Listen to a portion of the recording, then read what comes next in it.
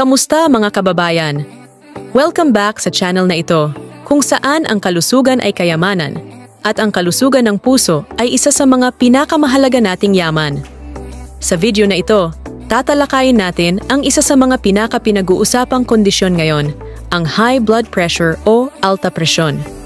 Bago tayo magpatuloy, please like and subscribe to Pinoy Tips TV para sa iba pang tips na kailangan mo. Sa panahon natin ngayon, hindi maikakaila na ang dami ng stress, unhealthy na pagkain, at kakulangan sa ehersisyo ay madalas na nagiging dahilan ng iba't ibang sakit, lalo na ang high blood pressure. Alam nyo ba, ayon sa mga eksperto, isa sa 3 Pilipino ang may high blood pressure? At madalas, hindi nila alam na sila'y apektado na. Ang high blood pressure ay kapag masyadong mataas ang puwersa ng dugo sa mga dingding ng ating ugat. Kapag ito'y napabayaan, maaari itong magdulot ng iba't ibang komplikasyon tulad ng heart attack, stroke, at kidney failure. Kaya't napakahalaga na maagapan ito.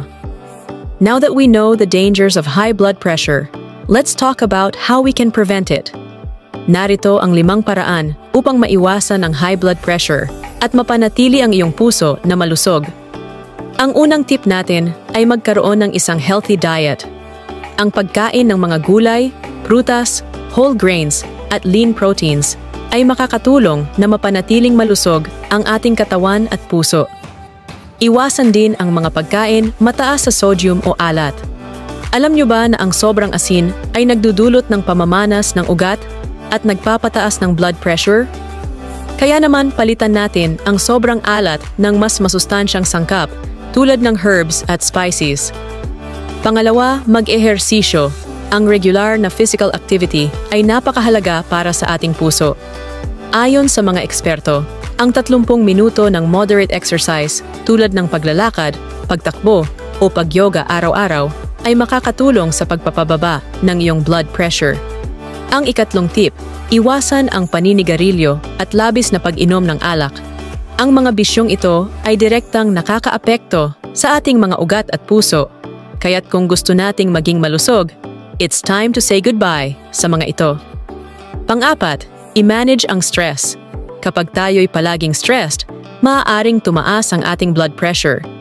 Kaya't maglaan tayo ng oras para sa relaxation, meditation, or simpleng mga hobby na nagpapasaya sa atin. Hindi lang ito makakabuti sa ating kaisipan, kundi pati na rin sa ating katawan. At ang panghuling tip, regular na pagpapatingin sa mga health professional. Kahit na wala kang nararamdamang sintomas, mahalagang magpatingin para masubaybayan ang iyong blood pressure. Prevention is better than cure, di ba? At dyan nagtatapos ang ating video. Sana ay marami kayong natutunan at maipapamuhay ninyo ang mga tips na ito. Tandaan, ang kalusugan ng puso ay hindi natin dapat binabaliwala. Simulan na natin ang mga healthy habits para maiwasan ang high blood pressure. Kung nagustuhan mo ang video na ito, huwag kalimutang i-like, mag-comment ng inyong mga tanong o tips, at mag-subscribe sa ating channel para sa iba pang health and wealth tips. Maraming salamat at magkita-kita tayo ulit sa susunod na video. Stay healthy, mga kaibigan!